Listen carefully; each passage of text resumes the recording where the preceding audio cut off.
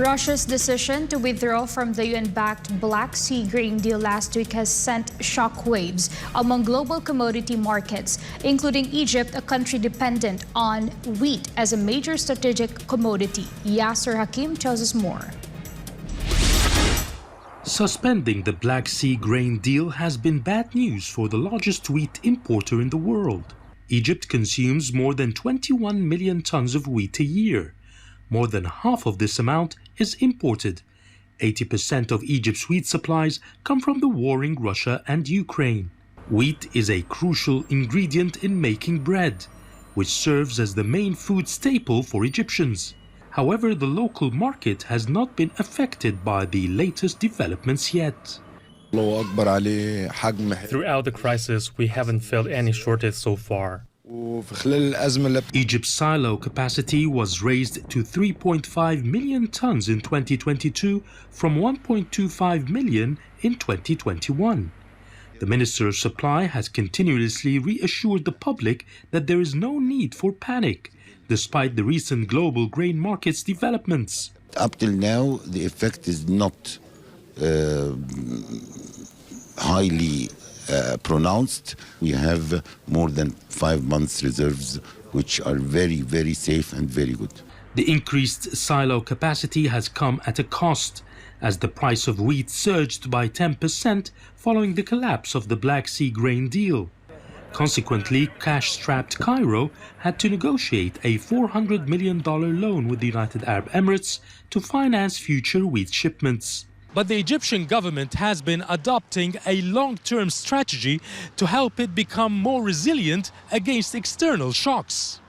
To bolster its food security, the North African country is diversifying its grain sources by importing from countries such as France, Bulgaria, the United States, and Argentina. Additionally, it is ramping up wheat production domestically.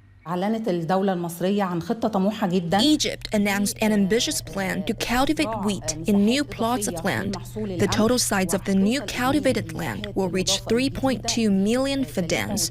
These are very commendable efforts and open a door to end this issue and achieve self-sufficiency.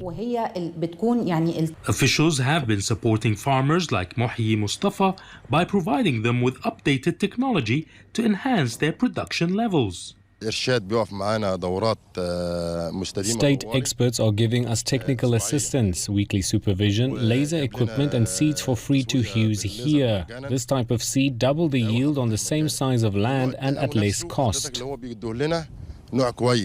Through this scheme, the government aims to achieve local production exceeding 55% of total consumption by 2025 and reaching 70% by the end of the decade. Yasser Hakim for CGTN, Cairo, Egypt. Ukrainian President Volodymyr Zelensky asked his parliament to extend the martial law that will effectively cancel Ukraine's election scheduled for October. Andrea Santos has the details. Ukrainian President Volodymyr Zelensky on July 26th submitted a proposal to the parliament to extend his country's martial law as well as general mobilization for another 90 days. The Ukrainian president first declared martial law on February 24, 2022, and has been extending it since then. Under martial law, all Ukrainian men ages 18 to 60, with some exceptions, are not allowed to leave Ukraine as they may be drafted to the military. It can be remembered that the Ukrainian parliament previously extended martial law and mobilization from May until August 18 of this year. Under Ukrainian law, parliamentary elections must be held no later than October 29th. It also requires a 60-day campaign period beginning August 28. Approval of Zelensky's request would mean that the martial law will be extended through November 15, and the Ukrainian constitution prohibits any elections during it. Zelensky also mentioned this in May, saying, quote, "If we have a martial law, we cannot have elections. The Constitution prohibits any elections during martial law." End of quote. In June, Zelensky in a BBC interview said that elections happen in a time of peace, when there is no fighting. While many allies support Zelensky, some of them have been critical of the possible cancellation of polls.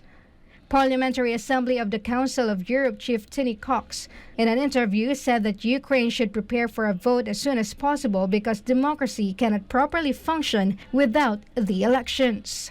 Meanwhile, Zelensky said that Ukrainian forces have received reinforcements for its air defense capabilities, although he did not specifically mention where it will be deployed.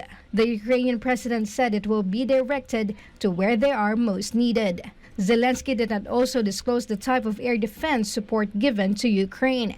It can be remembered that on July 23rd, the Ukrainian president said that Western allies are preparing for new military aid packages, including air defense equipment, and the aid was to be discussed at a meeting between NATO and Ukraine on July 26th. Reporting, this is Andrea Santos, SMNI News.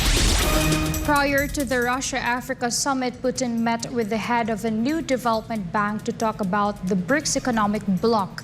Putin also accused the U.S. of weaponizing the dollar. Jane Cognita has details.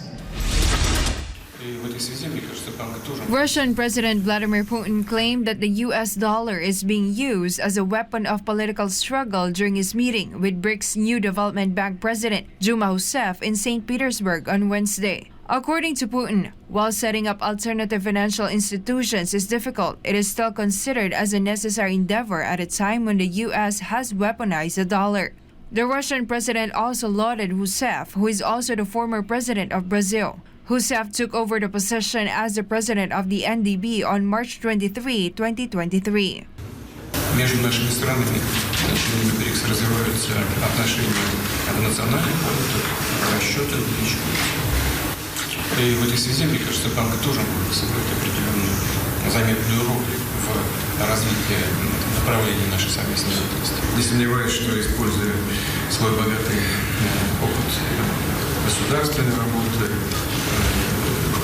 знания в этой сфере, вы сделаете все для того, чтобы развивать этот институт. На мой взгляд, очень важный сегодняшнего дня. Meanwhile, Rousseff, for her part, agreed that such an approach should be implemented by developing countries in general and underscored Russia's importance in BRICS. A Federação Russa é uma grande parceira do BRICS, do NDB, e tem uma participação, de fato, que cumpre todos os seus compromissos. De outro lado, é muito importante para o banco também ter condições de ter uma captação em várias moedas diferentes, não só no dólar. BRICS is an economic bloc comprising of Brazil, Russia, India, China, and South Africa, while the new development bank was established in 2014 to finance infrastructure and sustainable development projects in BRICS and developing countries. Reporting, this has been Jane Cognita, SMNI News.